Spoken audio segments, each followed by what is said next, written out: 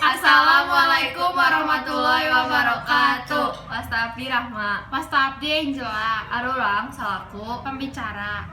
Aya Kalia jeung Anggita salaku Kameramen. jeung Aya Gita sareng Dea salaku Editor. Biantara atawa pidato teh nyaeta nepikeun hiji kedalan atawa caritaan anu disusun meureuna di hareupan jelema loba dina suasana resmi atawa teresmi. Tujuan biantara nyaeta informatif, persuasif, argumentatif, deskriptif, jeung rekreatif.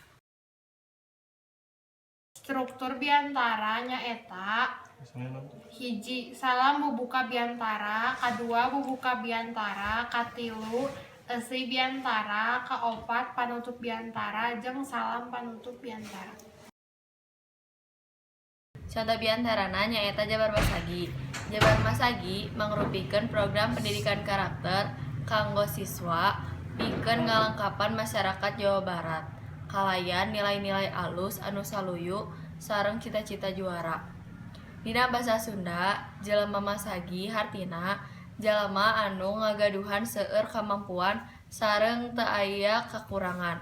Masagi asalna tina kecap pasagi atawa alun-alun anu hartosna meh sami atau bentuk pasagi.